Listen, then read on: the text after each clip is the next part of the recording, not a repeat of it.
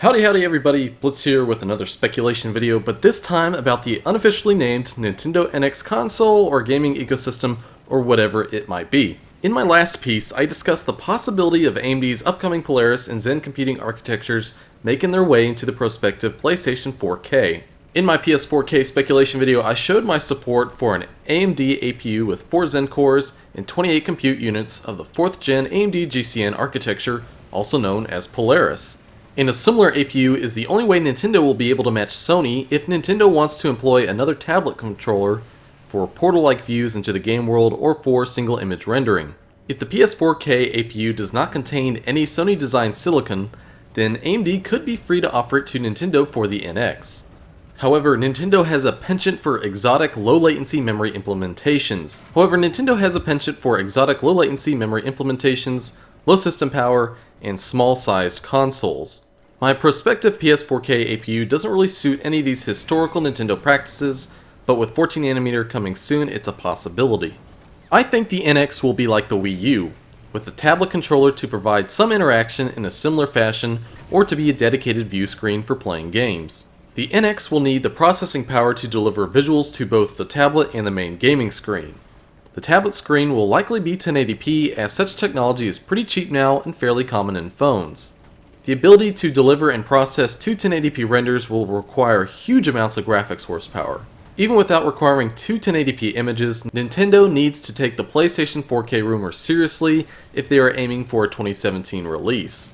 With Sony likely targeting 1080p 60fps when running current PlayStation 4 titles, then the 3.5 teraflops of graphics compute becomes a very necessary target for Nintendo to approach, if not exceed to maintain parity with the PlayStation 4K.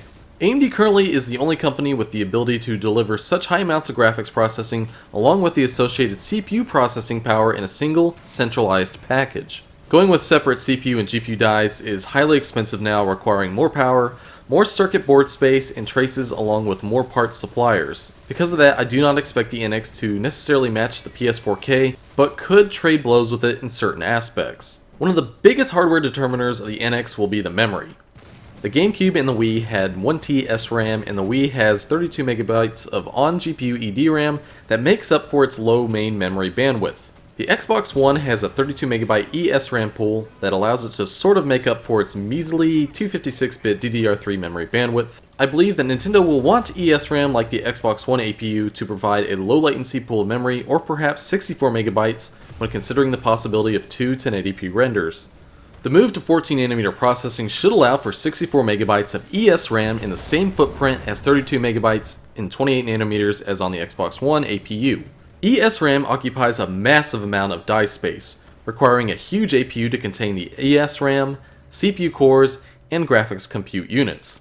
At least eSRAM will diminish the need for such large main memory bandwidth, while reducing the total system power and complexity. The NX could get away with dual-channel DDR4 main memory, as the total memory bandwidth of the eSRAM and 128-bit DDR4 might be competitive with the PS4K. GDDR5, like in the PS4, is very power hungry, so I doubt the NX would have it, nor GDDR5X. There is another memory system Nintendo could use, but even more expensive and even more exotic: high bandwidth memory. HBM, or rather more specifically 2nd generation HBM2, would allow for the complete pool memory to be extremely high bandwidth, low latency, and low power, yet reasonably large in terms of space. With HBM2 on the horizon and to be first used in AMD's upcoming Vega graphics card, HBM2 could be affordable for a game console by 2017. It becomes more attractive when it's likely some AMD Zen APUs will have onboard HBM2 to supplement the main memory when they hit next year. Zen and Polaris are designed with HBM2 in mind, and it makes for an interesting thought in a console. Any embedded memory system ties directly into how much room is left for the CPU and graphics cores, and it is likely a very key decision in terms of how many CPU and compute units will be able to be put on the APU. It should be a key decision for how many CPU and compute units are put on the APU. Nintendo would be smart to employ the AMD Zen processing core, with its multi-threading capabilities and the fact that it would only take two of them, around 3GHz, to match the current PS4 and Xbox One in processing capability. A third core would put the NX squarely between the PS4 and my prospective PS4K. 4 cores would match the PS4 entirely, but with some die size implication, especially if there is ESRAM or EDRAM. Zen is at least built for a large range of clock speeds, and the 14nm FinFET process makes it a good candidate for a new console APU, especially for the late 2017 timeframe. AMD Zen APUs for the PC will be available next year, and this year, Zen CPUs will be available. The Nintendo NX in its Wii U successor form will need to render to both an HDTV as well as the tablet controller, especially if we're talking 2 high-quality 1080p images. Matching the prospective PS4K is a good target, so the NX will need at least 28, if not more, Polaris compute units to match the PS4K APU that I have theorized. Polaris being 14nm is incredibly power efficient already, and it's possible to see full speed compute units in the 1000 MHz range or even greater. With the embedded memory and less compute units, Nintendo could get away with fewer compute units in certain rendering processes, but realistically, embedded memory does not make up for less compute units. It makes up for main memory bandwidth. We see this issue with the PlayStation 4 versus the Xbox One. These are my 2 Nintendo NX specification predictions, my low NX and high NX depending on release timeframe.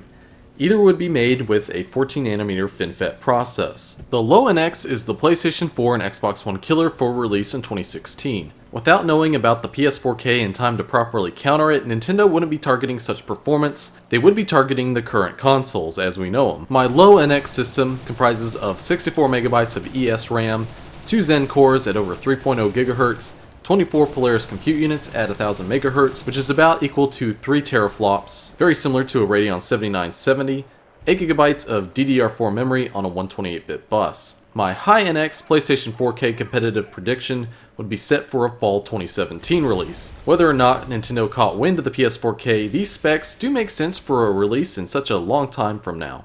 It would have 4 Zen cores at about 3.0 GHz, 32 Polaris compute units at 1000 MHz for about 4 teraflops of compute power, 8GB of 4096-bit wide 2nd generation high bandwidth memory. As one can see, AMD has so many relevant technologies under their belt.